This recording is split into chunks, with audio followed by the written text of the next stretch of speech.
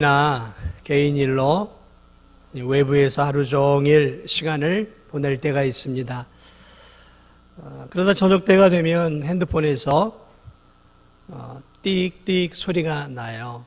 무슨 소린가 이렇게 보면 배터리가 다 되었다라는 신호가 울려요. 근데 이 외부에 나가게 있을 때 보조 배터리를 가지고 간 것도 아니고 충전기를 또 챙긴 것도 아니다 보니까 얼마 지나면 이 배터리가 다 되어서 이 핸드폰이 이렇게 운명하는 일들이 이제 제 삶 속에 가끔 일어납니다.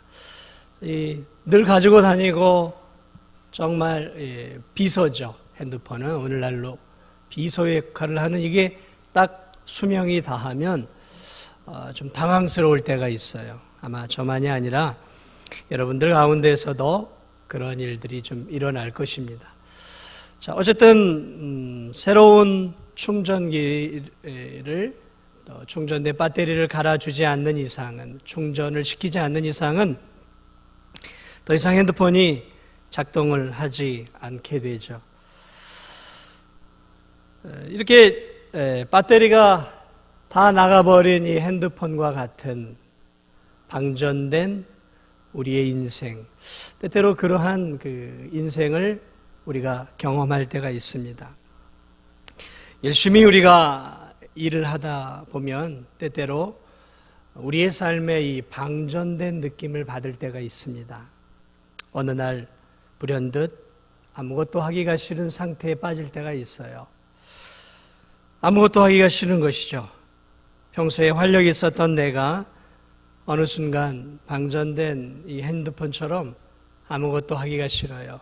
모든 의욕이 다 상실이 되어버립니다.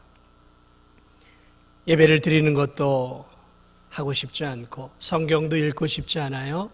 기도도 하고 싶지 않아요. 사람도 만나고 싶지 않아요. 그리고 누구에게도 관심을 주고받고 싶지 않은, 그냥 홀로 있고 싶은, 아무것도 하고 싶지 않은, 그렇게 우리의 삶 속에 그러한 깊은 낙심과 절망의 상태에 빠질 때가 있습니다. 이것을 성경적으로는 영적 침체라고 얘기를 하고요. 세상 말로 얘기하면 이것은 슬럼프라고 얘기를 합니다.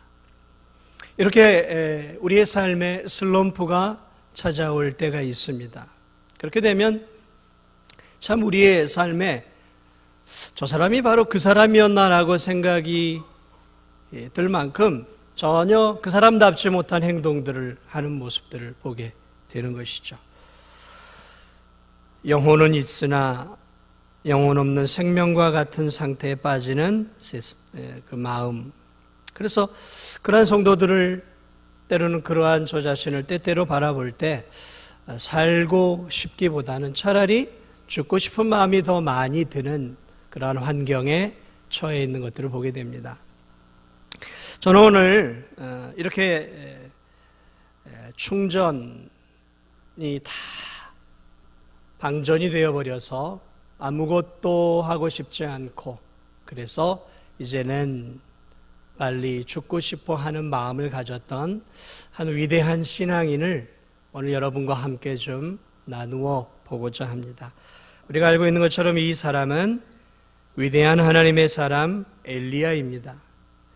그는 성경에서 대단히 큰 족적을 남긴 말 그대로 위대한 신앙인입니다. 우리가 감히 범접할 수 없는 위치에 이른 사람이에요. 여러분도 아시겠지만 그는 그의 인생 가운데 대단한 영적 싸움도 승리했고, 하나님에 의해서 죽음도 보지 않고 회리바람을 타고 죽음을 보지 않고 하나님 나라로 바로 올라갔던 특별한 두 사람 가운데 한 사람이었어요. 자, 그런데 오늘 이 본문에 보면 그가 오늘 이 로뎀나무 아래에서 탈진 가운데서 하나님 나 빨리 좀 데려가 주세요. 나 죽고 싶어요. 라고 주저앉아 있는 그 모습을 오늘 우리 이 본문을 통해 보게 됩니다. 그래서 저는 오늘 이 탈진에서 죽고 싶어하는 이 엘리야의 이 로뎀나무 아래에서의 모습들을 여러분들과 함께 좀 나누면서 오늘 이 본문을 통해 하나님께서 우리에게 주시는 몇 가지 귀한 진리를 좀 나누어 보고자 합니다. 오늘 이 로뎀나무 아래에서 죽기를 구하고 있는 이 엘리야의 모습을 통해 우리는 아무리 하나님의 큰 능력을 받은 강철 같은 신앙인들이라 할지라도 연약한 우리들과 아무런 차이가 없는 그저 똑같은 한 인간이다라는 사실을 오늘 우리는 이 본문을 통해 살펴볼 수 있는 것입니다. 오늘 이 로뎀나무 아래에서 죽기를 구하고 있는 이 초라하고 나약한 엘리야의 모습만 보면 이 사람이 이렇게 위대한 사람이었던가라고 생각될 만큼 그는 참으로 지금 어처구니 없는 요구를 하나님께 하고 있어요. 4절을 한번 보세요. 자기 자신은 광야로 들어가 하룻길쯤 가서 한 로뎀나무 아래 앉아서 자기가 죽기를 원하여 이르되 여호와여 넉넉하오니 지금 내 생명을 거두시옵소서. 나는 내 조상들보다 낫지 못하니이다. 지금 아무도 없는 광야 깊은 데로 들어간 엘리야. 그러니까 사람이 살지 않는 곳이죠. 사막의 한복판으로 홀로 들어갔습니다. 왜 글로 들어갔을까요? 이제 이 세상을 떠나고 싶었던 거예요. 조용히 이 세상을 떠나고 싶었던 거예요. 그래서 정리를 하고 이제 홀로 어떤 측면에서는 이 세상과 하직하기 위해서 아무도 살지 않는 척박한 사막의 한복판으로 그가 지금 홀로 들어갑니다. 그리고 그곳에 한 로뎀나무 작은 관목 아래 주저앉아 오늘 하나님께 이렇게 고백합니다. 하나님, 이젠 죽고 싶습니다. 이젠 살고 싶지 않습니다. 하나님, 저 좀 빨리 데려가시면 안 되겠습니까? 하고 하나님 앞에 어처구니 없는 하소연을 하고 있는 것들을 보게 됩니다. 지금 하나님께 투정을 부리고 있는 모습이죠. 여호와여, 이제 충분합니다. 나는 내 할 일 다 했어요. 하나님이 하라고 한 것 다 했습니다. 이제 난 더 이상 하나님께서 원하시는 일들을 저는 감당할 수 없어요. 저는 이제 하나님 나라에 들어가고 싶습니다. 이제는 주님을 위해 살 자신이 없어요. 주님이 맡겨주신 일을 할 만큼 이젠 저는 힘이 없습니다. 이젠 주님을 위해 이렇게 살아도 주님, 열매도 없잖아요. 열매도 없잖아요. 내가 아무리 이렇게 애를 써도 지금 하나님 나에게 주어진 것은 죽음밖에 없지 않습니까? 내 생명을 취하여 주옵소서. 왜 그가 이 광야 깊은 데로 들어가 하나님께 지금 죽여달라고 이렇게 연약한 믿음의 소리를 하고 있을까요? 사실 그는 광야에 오기 전에 대단한 영적 싸움을 싸워 승리한 사람이었어요. 이 열왕기 상하의 가장 핵심되는 부분이 무엇이냐면 갈멜산상에서의 전투예요. 거기서 그는 이미 우상의 나라로 넘어간 이스라엘을 장악하고 있었던 아합의 450명의 선지자들과 1대 450의 영적 전쟁을 벌입니다. 그래서 불로 제단에 임하시는 하나님이 참 하나님이시다라는 것을 그들과 약속을 하고 대결을 펼치게 되죠. 여기서 지면 엘리야는 죽는 거예요. 여기서 바알의 선지자들이 지면 그들이 죽는 거예요. 이건 죽음의 대결이었어요. 목숨을 건 그 대결 속에서 그는 조금도 주눅들지 않고 불로 역사하시는 하나님이 참 하나님이시다라고 그들에게 도발하고 대결을 하게 됩니다. 그리고 하나님은 1대 450의 이 영적 전쟁에서 하나님께서는 엘리야와 함께 해주셔서 하늘에서 불이 내려 450인의 바알의 제단에 불이 임하신 것이 아니라 하나님이 참 하나님이심을 누구에게 보여주셨어요? 엘리야에게 보여주셨어요. 엘리야는 그 영적 전투를 치르면서 죽음도 두려워하지 않았어요. 그는 대단한 믿음을 갖고 있었던 거예요. 감히 우리 같은 사람은 꿈꿀 수 없는 큰 믿음을 가지고 그는 하늘에서 불을 끄집어 내리는 놀라운 믿음의 사람이었던 것이죠. 그리고 그 역사 뒤에 그는 또 산으로 올라가서 하늘의 하나님 앞에 3년 6개월 동안이나 우상을 숭배한 이 나라의 하나님이 멈추게 한 그 비를 기도함으로 다시 끌어내리는, 하늘로부터 비와 하늘로부터 불을 끌어내렸던 위대한 하나님의 사람이었어요. 그의 믿음은 우리의 상상을 초월하는 엄청난 믿음이었어요. 그는 그렇게 그 우상 숭배로 넘어간 그 이스라엘을 회복시키기 위해 사자와 같은 담대한 믿음을 가지고 싸웠던 사람이었어요. 죽음이 무섭지 않은 사람이었어요. 그런데 놀랍게도요, 그 사건을 들은 이세벨이 사람을 보냅니다. 뭐라고 보내냐면, 다음날 이맘때까지 네가 살면 내가 가만두지 않겠다, 너를 죽여버리겠다라고 전가를 보내요. 그렇게 위대하게 사역했던 그 위대한 선지자가 이 한 여인의 위협과 공갈 앞에 두려움을 느끼게 됩니다. 무서움을 느끼게 돼요. 그래서 살기 위해서 어떻게 하냐면 도망을 지금 가요. 그래서 브엘세바로 가서 거기서 더 깊은 저 아래쪽, 이집트 쪽 아래로 가는 저 광야로 지금 도망을 가는 거예요. 그 여인으로부터 살기 위해서, 그는 죽기 위해서 담대하게 갈매산상에 올라갔던 그가 한 여인의 그 위협 속에 죽음의 위협을 느끼고 도망가면서 초라한 자신의 신앙을 바라보며 이젠 자기 자신이 더 이상 살아야 할 필요가 없는 초라한 믿음을 가진 자기 자신이 너무나 부끄러워, 그러나 하나님 앞에, 하나님 이제 저 그만 사용하세요. 저 이제 천국 가고 싶습니다. 고백하며 조근이 없게도 그가 지금 하나님께 죽여달라고 요청을 하고 있는 모습들을 바라보게 됩니다. 여러분은 어떻게 이렇게 위대한 엘리야가, 죽음조차도 두려워하지 않았던 이 엘리야가 한 여인의 그 자그마한 협박에 죽음의 위협과 공포를 느끼고 이렇게 하나님 앞에 죽여달라고 말할 수 있는, 이해할 수 없는 이 모습을 가질 수 있을까요? 그러나 이것은 사실입니다. 이것이 엘리야의 모습이에요. 저는 이 엘리야의 모습을 보면서 베드로가 생각이 났어요. 주님, 내가 주님을 위해 죽겠습니다. 주님이 가라고 하는데 가고, 주님이 죽음의 자리에까지 가면 저도 그 죽음의 자리까지 가서 제가 죽겠습니다. 그의 고백은 진실한 고백이었어요. 그런데 예수 그리스도께서 대제사장의 신문을 받을 때 멀리서 지켜보다가 한 여종이 너 저 예수의 제자지라는 그 말에 죽음의 위협을 느끼고 베드로가 뭐라고 고백해요? 나는 저 사람 몰라 라고 예수님을 부인을 하죠.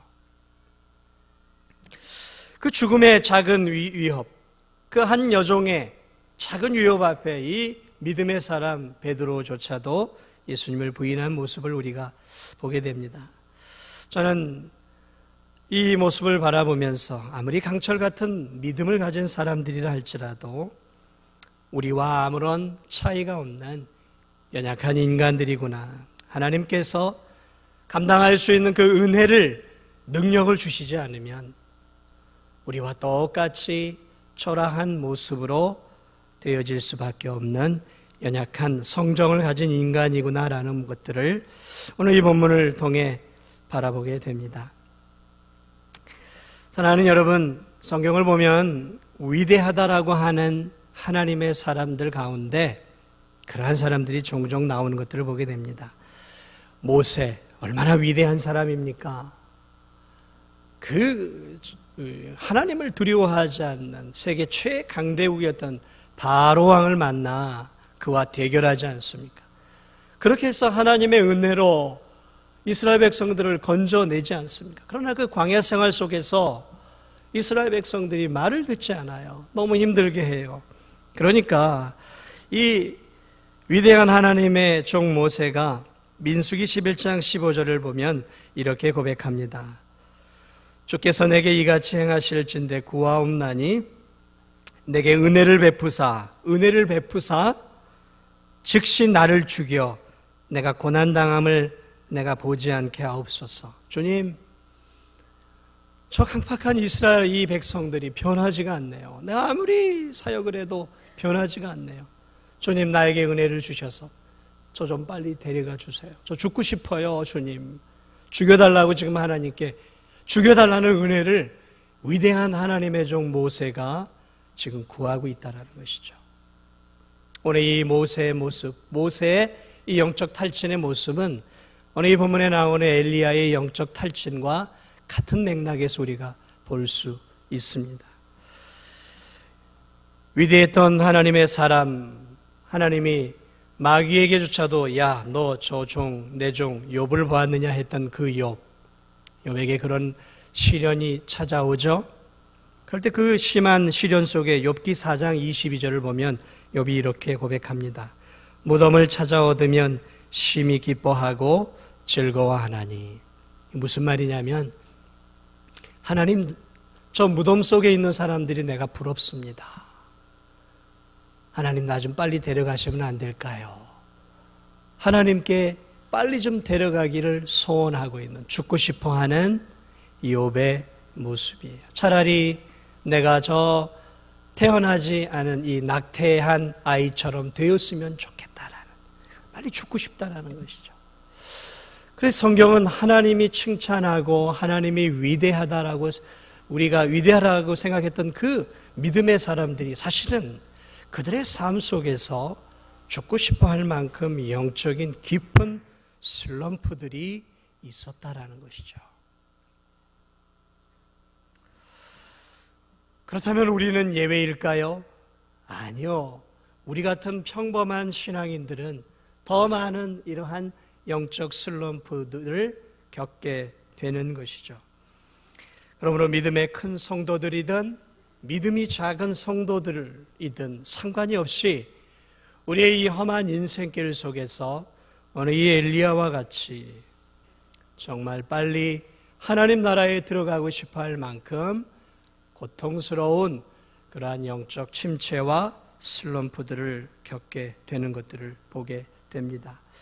저는 이런 엘리야의 이런 모습들을 또 성경 안에 위대한 하나님의 사람들의 모습들을 바라보면서 이것이 어느 한두 개인의 성도의 문제가 아니라 사실은 험한 인생길, 믿음의 길을 걸어가는 우리 모두의 자화상인 것들을 볼 수 있는 것이죠. 자, 그렇다면 도대체 왜 이런 위대한 신앙인에게도 이러한 영적 탈진이 찾아올까요? 그 원인을 찾아야 되겠죠. 자, 무엇이 이런 엘리야에게로 하여금 영적 탈진의 상태에 빠지게 했을까? 우선적인 원인은 영적인 탈진입니다. 여러분, 그는 하나님을 위해 목숨을 걸고 갈멜 산상 위로 올라갑니다. 그리고 위대한 일을 행했죠. 불로 역사하시는 하나님이 참 하나님이시다. 모두가 그 위에서는 엘리야를 제외하고는 왕과 왕비와 모든 신하들과 백성들이 우상숭배적으로 기울어 있었단 말이죠. 자, 그런데 불로 하나님이 심판하셨어요. 자, 그러면 이제 상황이 어떻게 바뀌어야 되잖아요. 이제는 회개하고 돌아와야잖아요. 아합 왕도 돌아와야죠. 이제는 참되신 하나님이 누구인지 드러났잖아요. 그런데 이 왕이 바뀌질 않아요. 우리 아내를 찾아갑니다. 그리고 일어났던 일들에 이야기하고 자신의 사랑스러운 바알의 선지자가 저 엘리야를 통해 죽은 이야기만 하는 거예요. 이세벨이 화가 납니다. 열이받은 거죠. 자신의 사랑스러운 제사장들 450명을 죽였으니까. 그래서 전가를 보내고 엘리야가 아무것도 변하지 않은 것들을 한탄을 하며 지금 도망을 가고 있는 거예요. 그러한 위대한 영적인 일들이 일어났으면 변화가 있어야 되는 거 아니겠습니까? 왕이 변화해, 왕비가 좀 변하고 아니면 궁중의 대신들이 좀 변하고 백성들이 변해서 그 나라가 좀 더 이제 영적인 흐름으로 바뀌어야 하는 거죠. 하나님이 이렇게 놀랍게 역사했다면 바뀌어야 되는 거죠. 그런데 바뀌기는커녕 그에게 찾아왔던 것은 너 죽여버릴 거야 라는 전갈만 온 거예요. 아무것도 변한 게 없는 거예요. 목숨을 걸고 하나님을 위해, 하나님의 나라와 의를 위해 일했지만 아무것도 바뀐 게, 눈에 아무것도 바뀐 게 보인 게 없어요. 그러므로 그에게 사역에 대한 절망이 찾아온 거예요. 야, 내가 이렇게 해도 안 되는구나. 내가 이렇게 목숨을 걸고 이 나라를 위해, 하나님의 나라를 위해 이렇게 일했는데도 바뀌는 게 아무것도 없구나. 그의 마음속에 영적 탈진이 찾아온 거예요. 거기다 그것만입니까? 이 이세벨이 죽여버리겠다라는 그 위협 속에, 영적 탈진과 함께 그 죽여버리겠다라는 그 위협이 얼마나 두려운 가운데로 찾아왔겠습니까? 이 마음이 물처럼 녹아버린 거예요. 그래서 이 위대한 엘리야가 이 여인과 영적으로 싸울 생각을 하지 않고 도망을 가고 있어요. 도망을 가고 있어요. 마음이 물처럼 녹아버린 거예요. 갈멜산상 위에 그 위대한 엘리야는 사라져버린 거예요. 그저 소심하고 죽음의 공포가 두려운 엘리야, 우리와 똑같은 엘리야로 변해버린 거예요. 그리고 그 긴 길을 걸어 이 사막 가운데 들어왔어요. 그가 제대로 잠을 잤겠습니까? 그가 제대로 먹었겠습니까? 물을 마셨겠습니까? 아니요.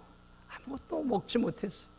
그러므로 그에게는 탈진이 올 수밖에 없는 모든 조건들이 갖춰진 거예요. 사역에 대한 실망감으로 인한 영적 탈진과 죽음에 대한 공포로 인해 마음이 물처럼 녹아버렸고, 오랜 시간 잠을 자지 못하고 오랜 시간 아무것도 먹지 못했기 때문에 육체는 말 그대로 황폐해진 상태죠. 그러므로 그 이 로뎀나무 아래에 있었던 이 엘리야는 말 그대로 정말 죽고 싶은 상태였어요. 그래서 그는 진실로 하나님께, 하나님 나 좀 죽여주세요. 나는 내 열조보다 낫지 못합니다. 아니요, 그는 열조보다 훨씬 더 뛰어난 사람이었어요. 뛰어나게 하나님이 사용했어요. 그러나 그는 자기 자신을 그렇게 생각하고 있어요. 때때로 이렇게 주저앉아 있는 성도들, 때때로 주저앉아 있는 저의 모습을 보면 오늘 이 엘리야와 같은 이 영적, 이 심적, 정신적, 때로는 육체적 이 탈진이 함께 겹칠 때 인생을 포기하고 싶어하는 마음들이 생겨나는 거죠. 저도 인생은 포기하지 않는 그런 것은 아니더라도 삶 속에서 하나님께로부터 가까이 가고자 하는 그 열정과 의지가 꺾여버릴 때가 있어요. 아마도 여러분의 삶 가운데 그러한 분들이 있어요. 더 이상 예배 자리에 나아가고 싶지 않을 때가 있어요. 더 이상 기도하고 싶지 않을 때가 있어요. 더 이상 성경도 읽고 싶지 않을 때가 있어요. 만사가 귀찮아요. 사람을 만나는 것도 싫어요. 주님의 일을 하는 것도 싫어요. 다른 사람에게 관심을 기울이고 사랑하는 것도 싫어요. 평상시에 해왔던 이 모든 것들이 다 하기 싫어요. 그저 조용히 혼자 아무것도 하지 않고 그저 집거에 그저 쥐 죽은 듯이 있고 싶어하는 이 영적 탈진의 상태. 그러한 영적 탈진의 상태는 우리 성도들에게만 오는 것이 아니라 때때로 저에게도 찾아올 때가 있어요. 오늘 이 엘리야와 같지는 않지만 힘을 다해 하나님의 복음을 전하고 하나님의 일을 감당하고 이 교회를 위해서 수고하고 애를 써도 때때로 도무지 변하지 않는 성도들을 볼 때 제 마음이 좌절할 때가 있어요. 이 정도 가르치고 이 정도 설교하고 이 정도 했으면 뭔가 좀 변해야 되는데 도무지 돌덩이처럼 변하지 않는 성도들을 볼 때가 있어요. 제 마음속에 좌절이 찾아와요. 하나님, 내가 이렇게 계속 설교해야 되겠습니까? 이렇게 해도 변하지가 않는걸요. 아무리 전해도 하나님 변함이 없어요. 변화가 안 보여요. 그런 모습을 볼 때 제 마음속에 사역의 좌절감이 찾아와요. 저만이 아니에요. 대부분의 목사들의 마음이에요. 뭔가 눈에 보이는 변화가 찾아와야 되는데 그렇지 않아요. 도리어 목사의 마음을 아프게 하는 모습들이 보여요. 전 그럴 때는 설교하고 싶지 않아요. 그러나 해야 하니까 또 강대에 올라오는 거예요. 좀 한 달, 두 달 설교하고 싶지 않을 때가 있어요. 다 내려놓고 조용히 그냥 하나님과의 만남을 갖고 싶어. 그러나 또 올라가서 해야죠. 제 사명이니까.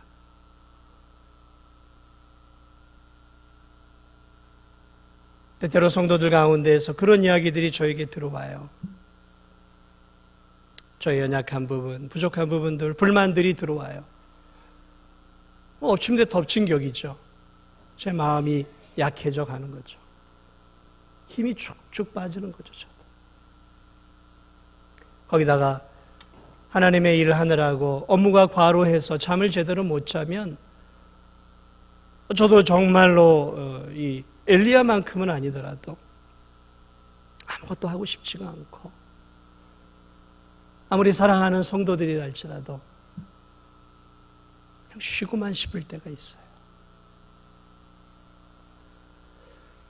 아마 여러분 가운데도 그런 분들이 계실 거예요. 지금 영적으로, 육적으로, 또 심리적으로 아무것도 하고 싶지 않고 하나님께도 가까이 나아가고 싶지 않고 하나님의 일을 하고 싶지도 않고 그저 그냥 가만히 있고 싶어하는 그 마음. 그러므로 우리는 이러한 것들을 통해 왜 영적인 탈진이 나에게 찾아왔는지를 찾아내야 되는 거예요. 이것들을 제대로 찾아내지 못하면 계속 그 상태로 오래 갈 수 있는 것이죠. 오늘 이 엘리야만의 문제는 아니었어요. 모세, 욥, 요나, 다윗, 아브라함, 믿음의 조상들, 그들에게는 모두 이러한 영적인 탈진들이 찾아왔어요. 여러분, 그가 죽기를 구하며 그 영적인 탈진 속에 쓰러져 잠이 듭니다. 여러분, 거기는 아무도 없어요. 거기는 아무도 없단 말이죠. 먹을 것도 없어요. 물도 없어요. 이렇게 탈진한 사람이 쓰러져 잠을 자게 되면 이제 인생이 끝나는 거예요. 그냥 잠자듯 죽는 거예요. 누군가 지나가다가 도와줄 수 있는 그런 환경이 아니었다라는 것이죠. 그는 잠이 들면서 이젠 깨어나지 않기를 바라는 마음으로 잠이 들었을 거예요. 그런데요, 그렇게 잠이 든 엘리야, 그렇게 위대한 엘리야가 이렇게 적은 믿음을 가지고 거치는 광야 속에서 속절없이 인생을 떠날 그 위기 속에 놀랍게도 하나님은 그에게 찾아오십니다. 하나님이 찾아오지 않고 천사를 보내셨어요. 천사를. 그리고 그 천사를 통해 한 손에는 구운 떡과 한 손에는 물을 가지고 놀랍게도 하늘에서 천사가 하나님이 준비한 양식을 가지고 그를 찾아옵니다. 그리고 그를 어루만집니다.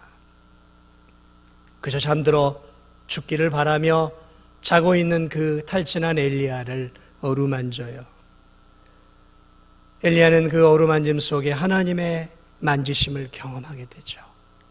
그리고 그가 눈을 떠 천사를 통해 제공된 하늘의 양식을 먹게 됩니다.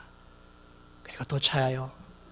한참 지나니까 또 천사가 그를 찾아와 그를 어루만집니다. 그의 어루만짐은 하나님의 어루만짐이에요. 지쳐있는 그를 향해 하나님이 위로의 손길을 천사를 통해 허락해 주고 있는 거예요. 얼마나 힘이 되었겠어요. 하나님, 나는 아무것도 아닙니다. 내 사역은 아무것도 아닙니다. 아무런 열매도 없습니다. 더 이상 나는 하나님의 일을 할 만한 힘이 없습니다라고 주저앉았던 그 엘리야를 하나님이 위로하고 있어요. 아니야, 너는 지금 큰 일을 감당하고 있는 거야. 힘을 내라 엘리야야 라고 하나님이 천사를 통해 그를 어루만져요. 그 어루만짐 속에 그의 영혼, 그의 마음이 회복되기 시작합니다. 깊은 잠을 통해 육체가 회복이 됩니다. 하나님이 주시는 그 떡과 한 병의 물, 별거 아니지만 하나님이 주신 거예요. 하나님이 주신 그 만찬을 그가 2번이나 먹고 마시며 그의 영적인, 심적인, 육적인 탈진이 회복되기 시작합니다. 그리고 그 2번의 그러한 음식과 잠과 그리고 하나님이 주시는 그 양식을 통해 그의 영혼이 다시 갈멜산상 위의 그 엘리야로 다시 돌아오게 돼요. 그것이 오늘 우리 본문이 우리에게 보여주고 있는 진리인 것이죠. 사랑하는 여러분, 하나님은 언제나 엘리야와 사실 함께 하셨어요. 갈멜산상에서 바알의 선지자와 대결할 때 엘리야에게 필요했던 것은 죽음도 두려워하지 않는 사자 같은 담대한 믿음이었어요. 그렇죠? 하나님은 그 믿음을 엘리야에게 주셨어요. 하나님은 저 산에서 기도하는 그 엘리야에게 응답을 주시는 능력의 하나님을 기대했고 그 능력의 하나님을 바라볼 때 하나님은 그 엘리야에게 그 믿음을 주셔서 그는 하늘로부터 물을 끌어내리는 놀라운 역사를 이루셨어요. 그러나 로뎀나무 아래에 있었던 이 엘리야에게 필요했던 것은 강철 같은 믿음이 아니었어요. 사자 같은 믿음이 아니었어요. 그에게 필요했던 것은 잠이었고 하나님의 만져주심이었고 한 병의 물과 떡이었어요.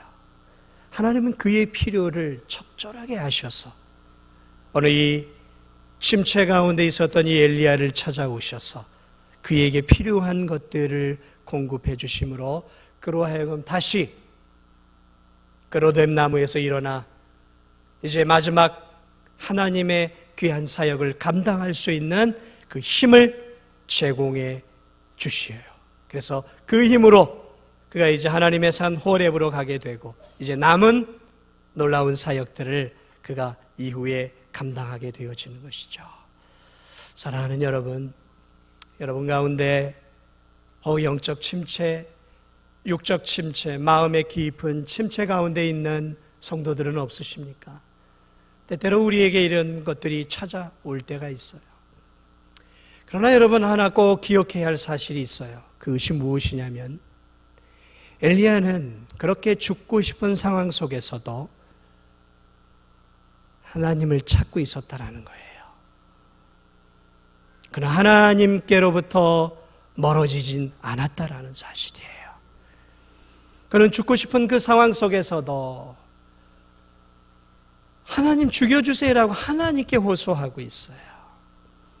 그건 제대로 된 기도가 아니었어요. 그것은 한숨이었고 그것은 하나님 앞에 투정이었고 그것은 하나님의 마음에 합한 모습이 아니었어요. 그러나 그는 그 고통스러운 삶의 현장 속에서도 결코 하나님은 놓치고 있지 않았다라는 사실이죠. 여러분 이것이 바로 엘리야를 엘리야 되게 만든 거예요. 끝까지 죽고 싶은 그 상황 속에서도 그는 하나님 앞에 불평을 하고 있어요. 그리고 하나님은 그의 고통과 그의 신음소리를 합당하지 않은 기도의 제목인 것을 알았지만 그의 신음소리와 고통을 아시고 그에게 필요한 떡과 물을 그리고 사랑의 만져주심을 그에게 필요한 잠을 그에게 허락해 주심으로 그의 영육에 다시 소성케 되어지는 은혜를 베풀어 주고 있다는 것이죠.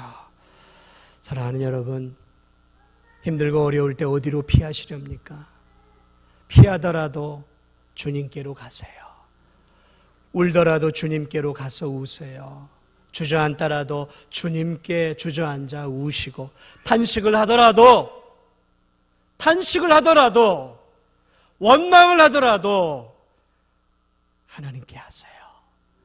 하나님으로부터 멀어지지 마세요.